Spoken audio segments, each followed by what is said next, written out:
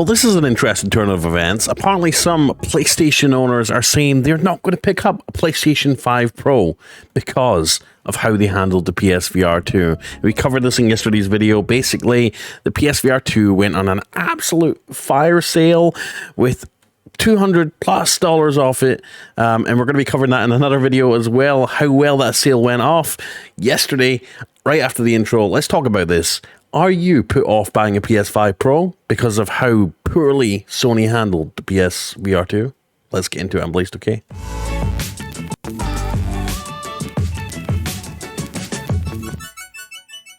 So I'll put the links down below to where you can buy the PSVR 2. It's been flying off shelves, and we'll cover that in another video that's also coming out today. So stay tuned, hit the like, hit the subscribe, click the bell icon. I'm Blazed, okay? If you love gaming and all that tech stuff, please like, subscribe, click the bell icon. Anyways, let's get to this article from Metro. So I'm not getting a PS5 Pro because of how Sony handled the PSVR 2 reader's future. So as our reader is put off buying the PS5 Pro because of Sony's poor support of the PSVR 2 and the lack of first-party games.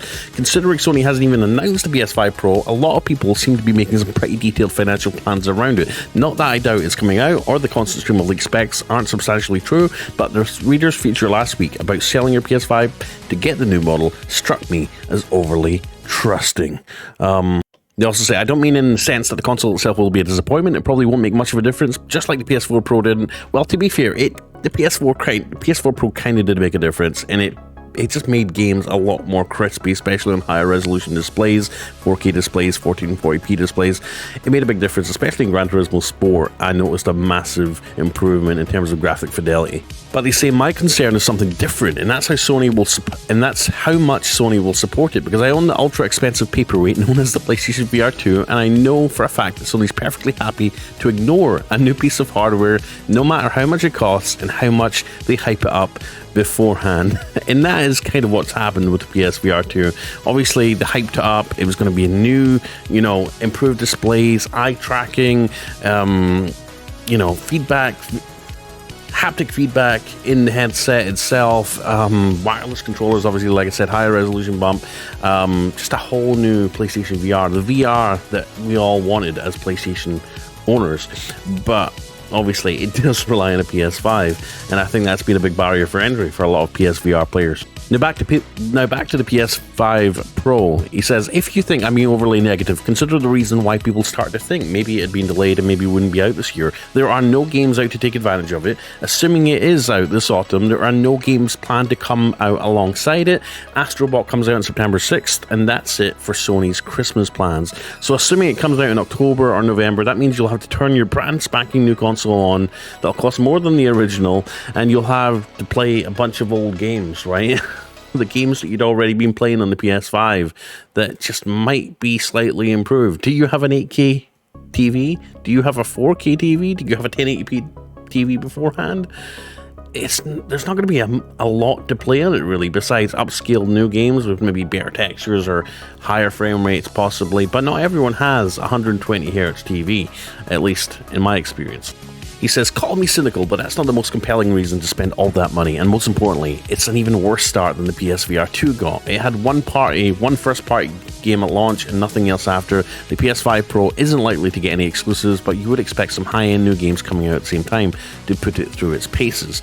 The lack of effort Sony's putting into everything now is very concerning to me. They just seem to assume that they can do as little as possible and be rewarded for it. I don't know what's going on behind the scenes, and to be honest, I don't particularly care. I'm not going to give them money out of pity or loyalty, but only if I think they've got a good product. Do you agree? Let me know in the comments.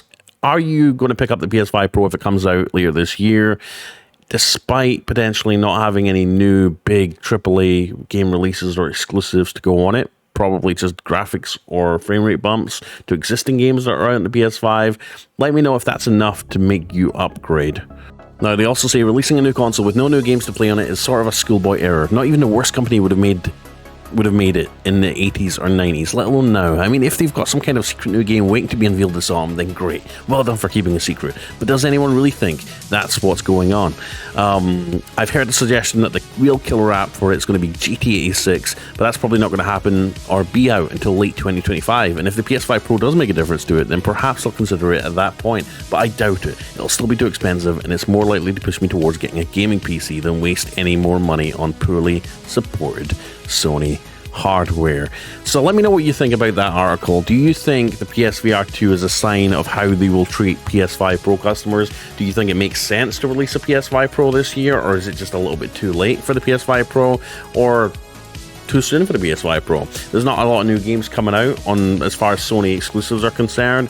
If the PS5 Pro does come out, they're going to be leaning heavily on PS5 titles that are maybe upscaled or have higher frame rates, which if you have a LG C3 TV like we do, go check the link down below, a Best Buy link to go check out that TV. It's on sale right now. It is the bomb. It's the best TV you can get, hands down right now, or one of the best, and pretty reasonable as far as large OLEDs are concerned. Get the 65-inch, it's the bomb. Is it enough? Are the little updates enough to push you towards getting a PS5 Pro?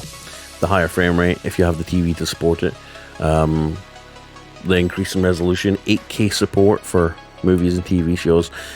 Let me know in the comment section. Are you excited for the PS5 Pro? Do you think it should come out this year? Do you think they should wait a year to push it out for when there's more games coming out for it to take advantage of it? And do you think they'll poorly support it? Do you think they'll just release it just for the sake of making some extra money in the run-up to Christmas, and then not support it like they've kind of done with the PSVR 2?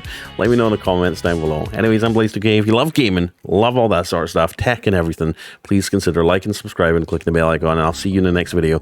Let's talk about the PSVR 2 sale in the next video that happened yesterday, because it was kind of interesting. A lot of people bought it. Anyways, I'll see you in the next one.